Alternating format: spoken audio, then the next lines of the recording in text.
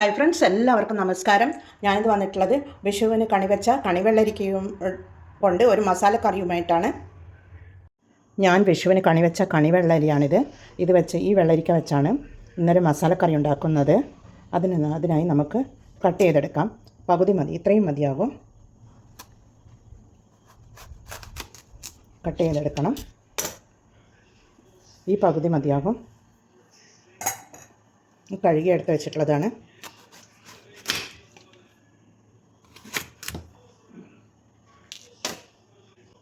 ഇത് കുരുവൊക്കെ കളഞ്ഞെടുത്തിട്ടുണ്ട്. അത് ഈ വലുപ്പത്തിൽ വേണം, നല്ല വലുപ്പം വേണം.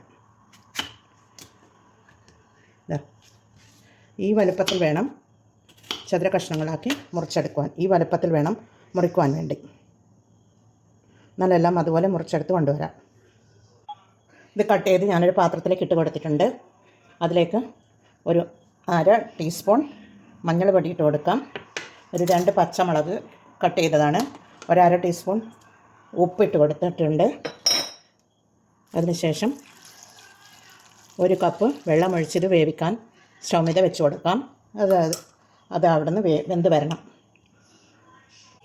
ഇത് സ്റ്റൗ മീതെ വെച്ച് കൊടുത്തിട്ടുണ്ട്. നമുക്കിത് മൂടിയിട്ട് വേവിച്ചെടുക്കാം. വെള്ളരിക്ക അവിടെ നിന്ന് വേവുന്ന നേരം കൊണ്ട് നമുക്കിതിനായി ഒരു തേങ്ങ വറുത്തെടുക്കണം. അതിനായി ഞാനൊരു 1/4 കപ്പ് തേങ്ങ ചിരകി വെച്ചിട്ടുണ്ട്. അത് നമുക്കൊരു പാനിലേക്ക് ഇട്ട് കൊടുക്കാം. ഒരു 4-5 ചെറിയ ഉള്ളിയാണ്, അതുകൂടി ഇട്ട് കൊടുത്തിട്ടുണ്ട്. ഒരു 5 വറ്റൽമുളകാണ്, ഒരു 3 വെളുത്തുള്ളി എല്ലാം കൂടി ഇട്ട് കൊടുത്തൊന്ന് വറുത്തെടുക്കണം. ഇതൊന്ന് ചെറിയൊരു കളർ മാറി വരുമ്പോൾ നമുക്ക് വെളിച്ചെണ്ണ ഒഴിച്ച് കൊടുക്കണം. കുറേശ്ശെയായി വെളിച്ചെണ്ണ ഒഴിച്ച് കൊടുക്കാം. എന്നാൽ ഇത് അവിടെ നിന്ന് ഫ്രൈ ആയി വരട്ടെ. ഇത് ചെറുതായി ഒന്ന് ഫ്രൈ ആയി വന്നിട്ടുണ്ട്. അതിലേക്ക് കുറച്ച് വെളിച്ചെണ്ണ ഒഴിച്ച് കൊടുക്കാം. നമുക്ക് 1 ടീസ്പൂൺ വെളിച്ചെണ്ണ ഒഴിച്ച് കൊടുത്തിട്ടുണ്ട്. വീണ്ടും വറുത്തെടുക്കാം. കുറച്ചുകൂടി കളർ ചേഞ്ചായി വരണം. തേങ്ങയുടെ ഫ്രൈ ആയി വരുന്നുണ്ട്. അതിലേക്ക് 1 ടീസ്പൂൺ ജീരകം ഇട്ട് കൊടുക്കാം. 1 ടേബിൾ സ്പൂൺ മല്ലിപ്പൊടിയാണ്, അതുകൂടി ഇട്ട് കൊടുത്ത് ഒന്ന് ഇളക്കി കൊടുക്കാം. ഇത് ചെറുതായി ഒന്ന് ചൂടായി വരണം.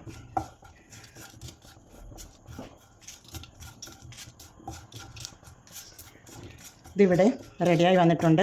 നമുക്ക് തീ ഓഫ് ചെയ്ത് കൊടുക്കാം. ഇതൊന്ന് മിക്സിയിലിട്ട് അരച്ച് കൊണ്ടുവരണം. പിന്നീട് സ്റ്റൗ മീതെ ഒരു പാൻ വെച്ച് കൊടുത്തിട്ടുണ്ട്. അതിലേക്ക് 1 ടീസ്പൂൺ വെളിച്ചെണ്ണ ഒഴിച്ച് കൊടുക്കാം. കുറച്ച് മതി. അതിലേക്ക് ഒരു ചെറിയ കഷ്ണം പട്ട ഇട്ട് കൊടുക്കാം. പിന്നീട് കുരുമുളകാണ്, ഹോളായിട്ടുള്ള കുരുമുളകാണ്, അതുകൂടി ഇട്ട് കൊടുക്കാം. പിന്നീട് ഒരു മീഡിയം സൈസ് സവാള നീളത്തിൽ കട്ട് ചെയ്തെടുത്തിട്ടുള്ളതാണ്.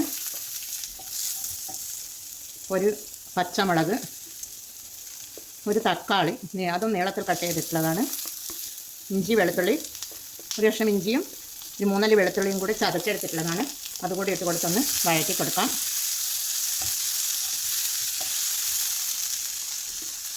ഇതിനാവശ്യമായ വഴരാൻ ആവശ്യമായ ഒരു 1/2 ടീസ്പൂൺ ഉപ്പിട്ട് കൊടുക്കാം.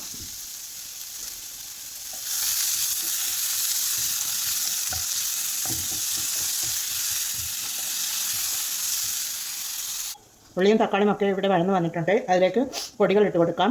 ഒരു 1/4 ടീസ്പൂൺ മഞ്ഞൾ പൊടി ഇട്ട് കൊടുക്കാം.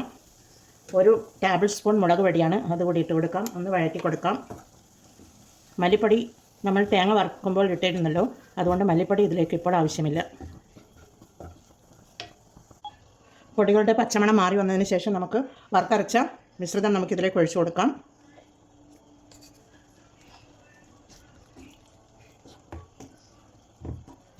ഇതൊന്ന് നല്ലതുപോലെ ഒന്ന് ഇളക്കി യോജിപ്പിക്കുക. പിന്നീട് ഇതിലേക്ക് നമ്മൾ വേവിച്ച് വെച്ച വെള്ളരിക്ക ഇട്ട് കൊടുക്കാം. വേവിച്ച് വെച്ച വെള്ളരിക്കയാണ്, അത് നമുക്കിതിലേക്ക് ഇട്ട് കൊടുക്കാം.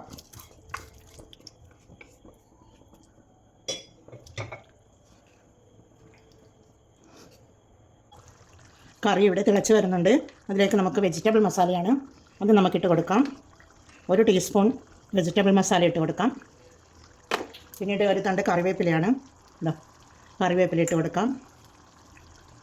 ഇത് ഇറച്ചിക്കറി വെക്കുന്നത് പോലെ തന്നെയാണ് വെക്കേണ്ടത്. പക്ഷേ മസാല പൊടി വെജിറ്റബിൾ മസാല ഇടുന്നത് എന്നുള്ളത് മാത്രമേ ഉള്ളൂ. നല്ല ടേസ്റ്റാണ് ഇത് കഴിക്കുവാനും. കറി ഇവിടെ റെഡിയാണ്. ഇതൊക്കെ ഈ വെള്ളരിക്ക എടുത്തു വെച്ച് മഴക്കാലമാണ് ഇതേപോലെ കറിയൊക്കെ ഉണ്ടാക്കുക. ഇപ്പോൾ നമ്മൾ സുലഭമായി ഏത് സമയത്തും ഇതുപോലെ കറികൾ ഉണ്ടാക്കുന്നുണ്ട്. എൻ്റെ അമ്മയൊക്കെ ഇതുപോലെ ഉണ്ടാക്കി എടുക്കുന്നത് കാണാറുണ്ട്. കണിവെച്ച വെള്ളരിക്ക കൊണ്ട് കറി വെക്കും. ബാക്കി പകുതി ഉണ്ടല്ലോ, അതുകൊണ്ട് നമുക്ക് പരിപ്പിട്ട് വെക്കണം. ഇനി കുറച്ച് മല്ലിയില അത് കൂടെ തൂവി കൊടുത്ത് നമുക്ക് തീ ഓഫ് ചെയ്ത് കൊടുക്കാം.